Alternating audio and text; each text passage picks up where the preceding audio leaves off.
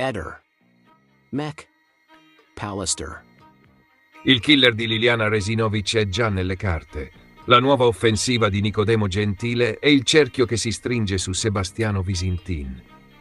Per l'avvocato Nicodemo Gentile il punto non è più capire se ci sia stato un omicidio, ma avere il coraggio di guardare dentro i fascicoli e chiamare le cose con il loro nome.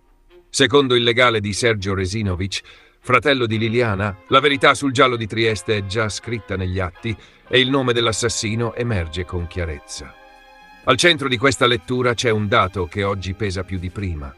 L'unico indagato per l'omicidio di Liliana Resinovic è il marito, Sebastiano Visintin.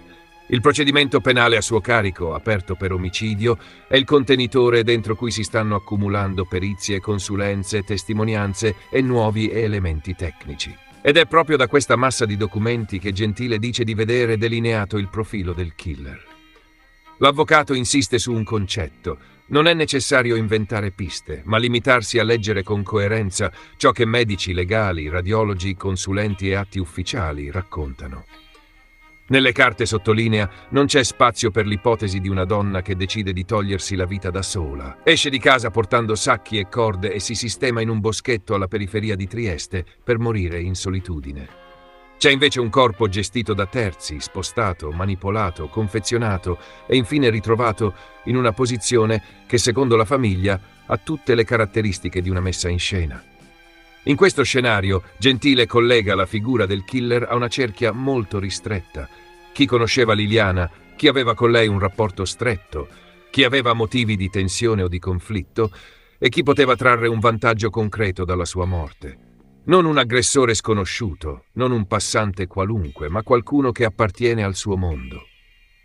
Il fatto che nelle indagini per omicidio l'unico indagato sia proprio Sebastiano Visintin, per la parte offesa, non è una coincidenza, ma un punto di arrivo logico. Accanto al quadro relazionale, nelle ultime ore si è consolidato un altro pilastro dell'impianto accusatorio, la frattura della vertebra T2.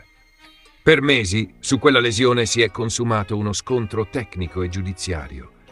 Il tecnico anatomico, che aveva preso parte all'autopsia iniziale, aveva dichiarato di aver causato lui la rottura durante le manovre sul corpo. Da qui il sospetto di un errore in obitorio e la richiesta di chiarimenti, culminata in un esposto firmato da Sergio Resinovic. Proprio da quell'esposto nasce un nuovo filone, con il tecnico anatomico ora indagato. Ma il punto di fondo per la famiglia è un altro. La verifica degli atti ha portato a stabilire che la frattura era già visibile nelle immagini radiologiche eseguite prima delle manovre dell'autopsia. Questo significa che la lesione non è stata provocata dopo, sul tavolo dell'obitorio, ma appartiene alla storia di violenza subita da Liliana. La vertebra T2 non è un osso qualunque. Si trova in una zona protetta dalla muscolatura, difficilmente esposta a traumi banali. Una frattura in quel punto è difficile da compatibilizzare con un semplice collasso in un bosco o con la dinamica di un presunto autosoffocamento. Inserita in un quadro più ampio, diventa un segnale importante di un'azione lesiva, di una forza esercitata sul corpo, di un gesto che esce completamente dallo schema del suicidio. Su questo fronte ha avuto un ruolo decisivo la consulenza della radiologa Claudia Giaconi, dirigente medico e specialista in diagnostica per immagini.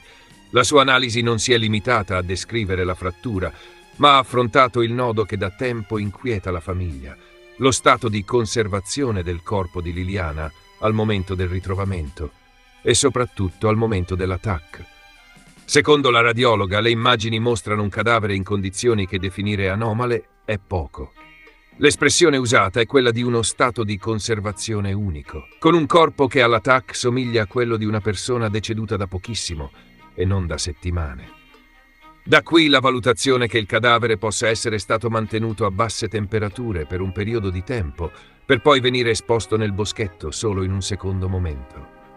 Questa ipotesi si lega a una serie di elementi già emersi: l'assenza di classici segni di lunga permanenza all'aperto, la posizione del corpo, la gestione dei sacchi e delle legature, il modo in cui erano sistemati gli oggetti della donna. In altre parole, tutto suggerisce una regia e non un gesto improvvisato da parte della stessa Liliana.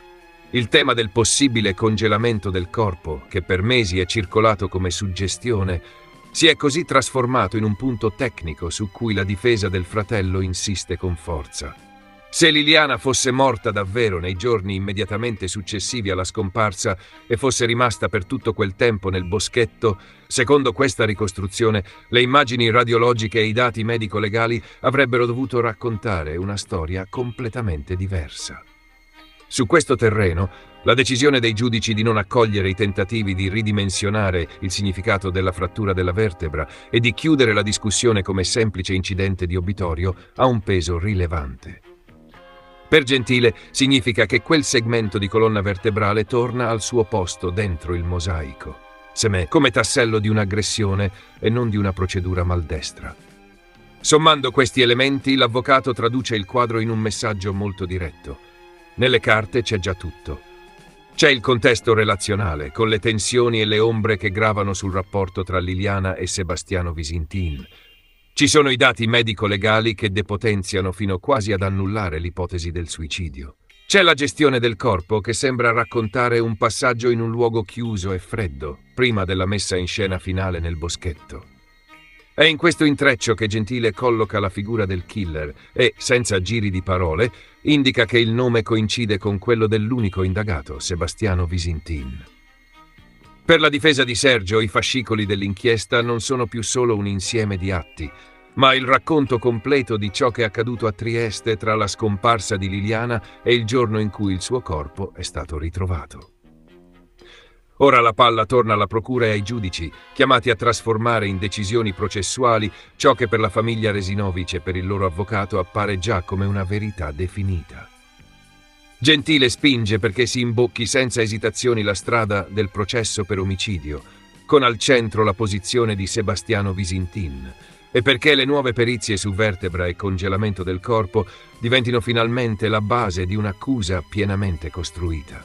Abbiamo visto un nuovo Sebastiano Visintin disperato, quasi sul punto di togliersi la vita, però in realtà poco dopo dire che non ascolta niente e nessuno, che sappiamo benissimo che visto il suo carattere sarà molto difficile che vada a soffrire per ciò che sta succedendo, anche se naturalmente il processo è possibile, lui stesso ha detto di essere quasi sicuro che ciò accadrà, ma onestamente è necessario che emerga qualcosa di forte di nuovo perché con gli elementi attuali una condanna sembra poco probabile.